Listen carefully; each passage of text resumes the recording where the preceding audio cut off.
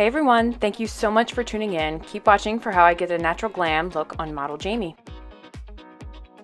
First, I always make sure hair is clipped back and out of the way, and I always start my clients by cleansing with a micellar water from Bioderma. Since Jamie said that her skin has been drier due to the winter months, I decided to add the Glow Recipe Niacinamide Dewdrops under the Gen Damager Beauty Eye Cream. We really want to make sure that this delicate area is really nourished under makeup. Next is the Skin Perfecting Daily Moisturizer from my skincare line. This is a great moisturizer for under makeup. It's super lightweight with high counts of antioxidants and hyaluronic acid to keep you nourished all day long. I always spray clients' skin with the MAC Fix Plus Prep and Prime Spray to close the gap on moisturizing the skin and starting to get it ready for priming. I've found that the Elemis Pro Collagen Insta Smooth Primer is one of the best on the market in my opinion. It's cooling, lightweight, and leaves skin somewhat mattified, but doesn't take away any natural shine or suppleness. Jamie had a few spots I wanted to disguise, and my go-to product for that is the Face Atelier Skin Perfect Color Corrector in green. I use the My Kitco My Smoothing Concealer brush to apply, and then I press product in with the warmth of my fingers.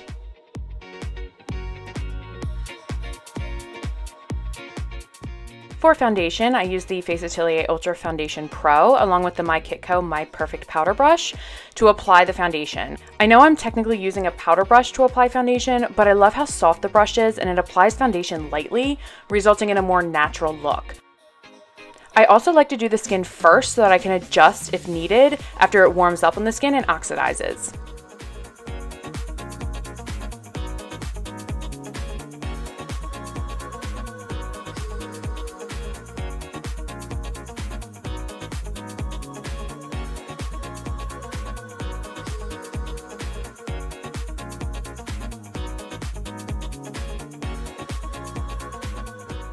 I typically never use eye primers. I actually like to use concealer on the eyelids to prep for eyeshadow. I use the RCMA Foundation Concealer Palettes. This product is super versatile on the skin and I love keeping it in my makeup kit. I apply a small amount to the lids and set it with powder. For Jamie, since she said her skin was on the drier side, I used the By Terry Hyaluronic Acid Infused Setting Powder to set anywhere on her skin. My new favorite eyeshadow palette is the Ethereal Eyeshadow Palette from Makeup by Mario. It has an amazing mix of neutral shades and textures ranging from velvety mattes to iridescent metallics.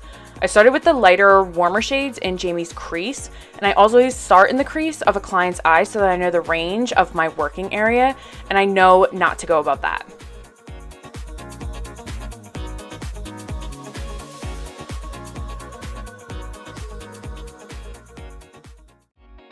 I love placing a cream product on a client's eye before any powders or pigments. It ensures that your shadows will have something to adhere to, and it can also enhance the pigments of a shadow so that they appear more vibrant and defined.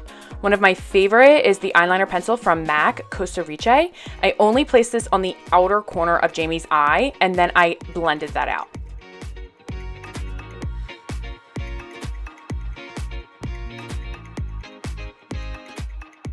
Once that was blended out to my liking, I went back in with the darker shades of brown from the Ethereal palette and set.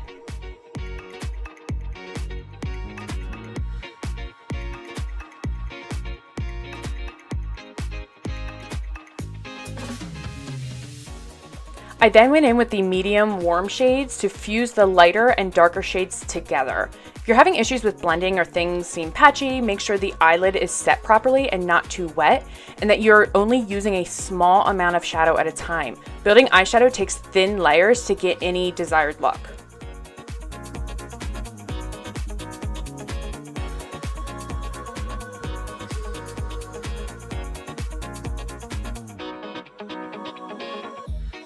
I've found that the metallics from the Makeup by Mario palette do have a little bit of fallout, so I do like to spray my brush with a little bit of Fix Plus Prep and Prime from MAC before going in and then applying those shadows to the eyelid.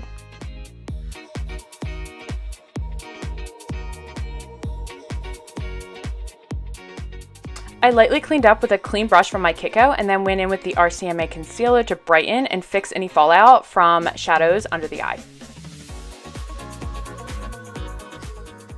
The RCMA Foundation Concealer is a pure pigment substance, so you do not need a lot to get the desired look that you're going for. Make sure you're not piling on too much makeup under the eye, therefore it will crease.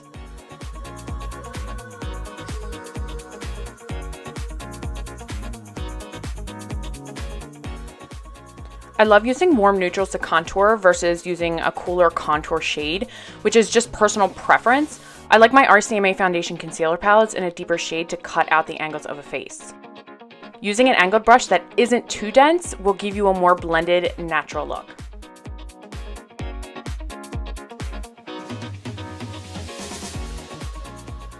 Make sure when you're contouring a forehead, you keep it very close to your hairline and blending back towards the hairline instead of down towards the center of the forehead.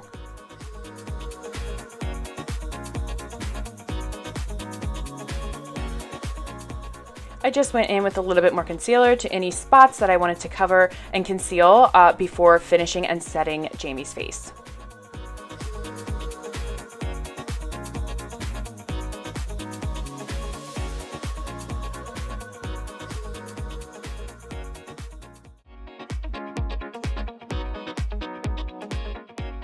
I used the Inglot gel liner for my liners and my Kitco Fay liner brush. It's the perfect for getting precise lines of eyeliner. Make sure when you're doing eyeliner, you're following the natural angle of the bottom portion of your lash line. If it helps, hold the handle of your brush up to your face to see the proper angle for your eye.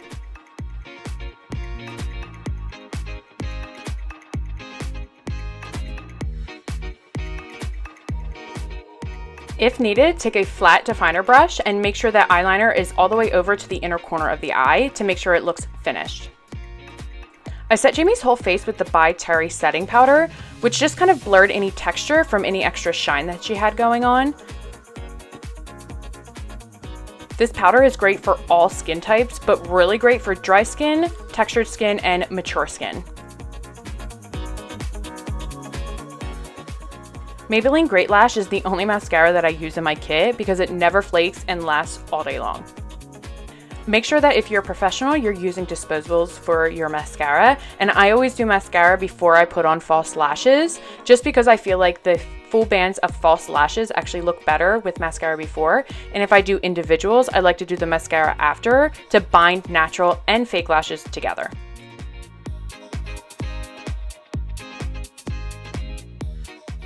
To set contour, I used the Charlotte Tilbury Airbrush Matte Bronzer that I depotted into my Mio Tall Companion Palette.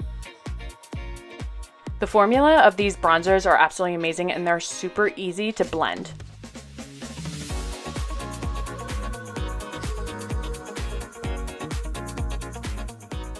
I only ever use the MAC powder blushes. They're really buildable and come in such a varying array of shades for all skin tones. They have a really beautiful finish to them as well, and they look super natural. I'm currently obsessed with the Tarte Cosmetics Shimmering Light Highlighters. This is the rose gold tone that I used on Jamie, and I only put it on the high points of my client's face.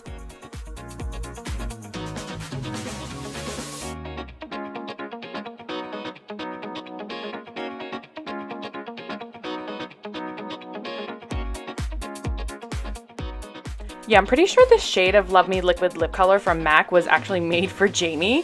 It was very close to her natural lip color with a bit more depth to it. These liquid lipsticks are actually really comfortable to wear. They're super long lasting but don't dry out like a typical liquid lipstick would. I only use Cella Beauty products for my clients' brows. They're a really clean brand with no harsh ingredients. Their velvety eyebrow cream is amazing to work with, and once it sets, it's super water resistant and lasts all day. Make sure to use their dual-ended blending brush to comb out any product in the brows first, and then go in with the brow cream and fill in. I start in the center of my client's brows and then fill in the back portion first, and then I use any excess on the brush to fill in the front portion to give it a more natural look. I use their clear eyebrow defining gel to keep hairs tamed all day long, and their highlighter pencil to go back in and clean up and make sure that brows look nice and sharp.